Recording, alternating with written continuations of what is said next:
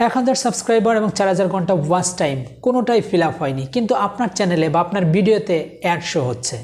এমনটা যদি হয় তাহলে কি আপনার চ্যানেলের জন্য ক্ষতি নাকি আপনার চ্যানেলের জন্য উপকার, সেটা নিয়ে কথা বলবো। বাট বিফোর দ্যাট, আপনি যদি চ্যানেলে নতুন হয়ে থাকেন প্লিজ সাবস্ক্রাইব করে পাশে থাকা বেল আইকনটি অবশ্যই অন করে রাখবেন এই ধরনের ভিডিও সবার আগে পেতে।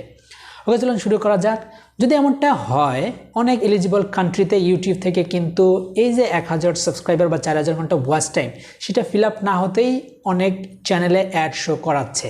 এখন বিষয়টা হলো, এটা কি আমার জন্য ক্ষতি বা আমাদের চ্যানেলের জন্য কি ক্ষতি না উপকার? সো ক্ষতির কথা সাইডে রাখেন, এটা আমাদের চ্যানেলের জন্য উপকার।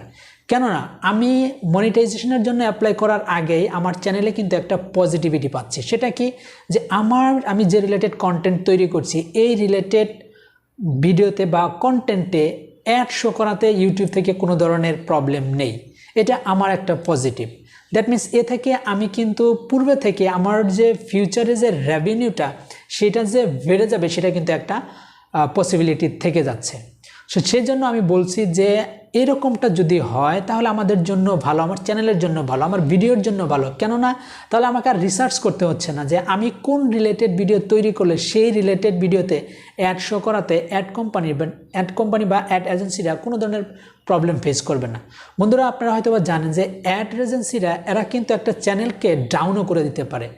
এমন কিছু কন্টেন্টে তারা অ্যাড শো করার কারণে তার যদি ভ্যালুটা যদি না পায় তাহলে কিন্তু সে ভিডিওতে তারা কিন্তু একটি নেগেটিভ ইম্প্যাক্ট ফেলতে পারে। সো এটা কিন্তু একটু পজিটিভিটি। যদি পূর্বে থেকে আমি মনিটাইজেশনের জন্য আমার রিকোয়ারমেন্ট ফিল আপ হয়নি কিন্তু আমার ভিডিওতে অ্যাড শো করছে, এটা হলো আমার পজিটিভিটি। এতে করে আমার ফিউচারে আরও আমার ইনকাম বেড়ে যাবে।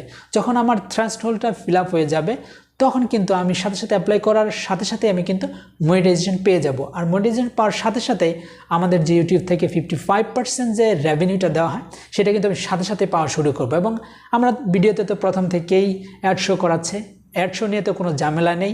সো এটা হলো আমাদের একটি পজিটিভ বিটি। আমাদের যদি থ্রেশহোল্ড ফিল আপ হওয়ার আগেই যদি আমাদের ইউটিউবে বা চ্যানেলে যদি অ্যাড শো করে তাহলে আমাদের একটা রিকোয়ারমেন্ট ফিল আপ হয়ে গেল, সেটা হচ্ছে কি অ্যাড ফ্রেন্ডলি গাইডলাইন কিন্তু আমার ওকে হয়ে গেল।